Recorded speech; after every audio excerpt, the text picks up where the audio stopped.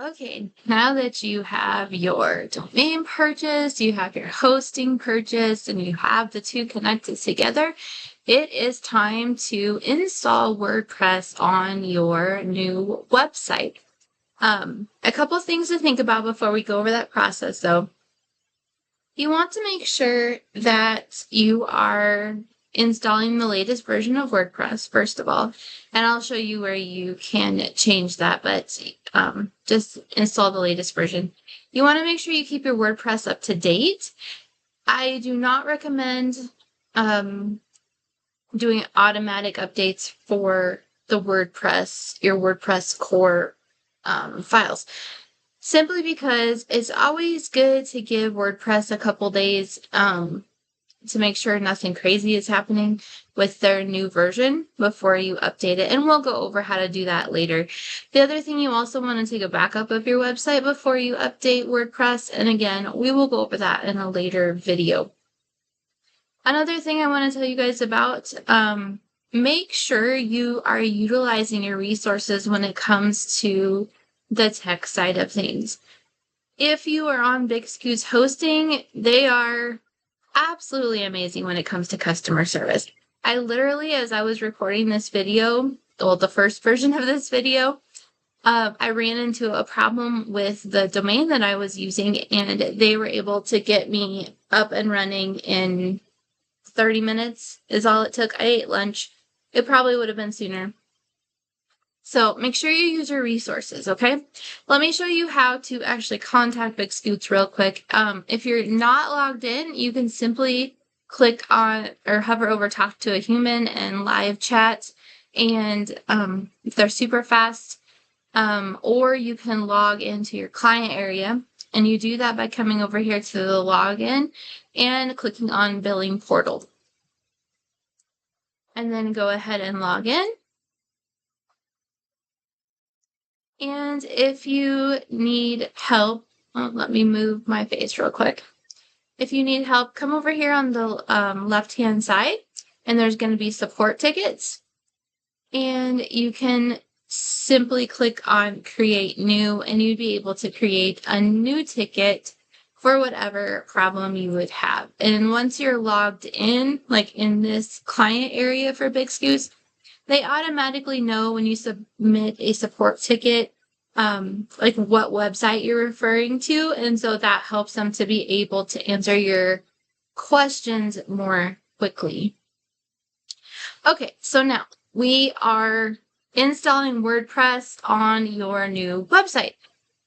So we are in the dashboard, and we are under shared hosting, which is what you should have, and this is your 105cc level of service that you are getting from Big Scoots, okay? So come over here and click on this arrow over here on the right-hand side. And then over here, click on Access Control Panel. And then click here to access Control Panel. Now that's going to go ahead and open up your cPanel. Now, in order to install WordPress, we're going to scroll down. And I realize it says WordPress right here under software. You scroll past that. You want to look under scripts and click on WordPress. You're going to scroll down and click on install now. Okay, so the first thing you're going to do is underneath software setup here, we're going to come over here and choose your correct URL for the website you are wanting to set up. Yes, I have multiple on mine, but you will probably have fewer if this is your first time setting up a new website. So we're going to work on this one for me. You can choose the version you want to install. The latest version is by default automatically going to be at the top. Just go ahead and install the most recent version. We'll talk more in a later video about why that is important, but for now, just do the latest version. This button, the quick install button, changes the amount of stuff you have down here you can mess with. So use the custom install. So we are going to scroll down to where it says site settings, and we're going to put in the name of your blog. Mine is Grow Something New.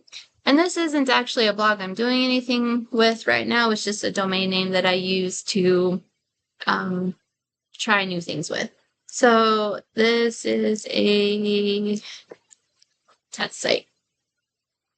Underneath site description, you would actually put in your tagline or a short description about what your blog is about.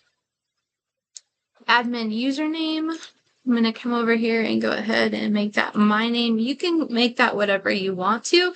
That's just what I prefer to do for my username. And then passwords. Okay, passwords, we're going to talk more about security later also. However, we want to make sure we use a strong password for our WordPress because weak passwords allow bad things to happen.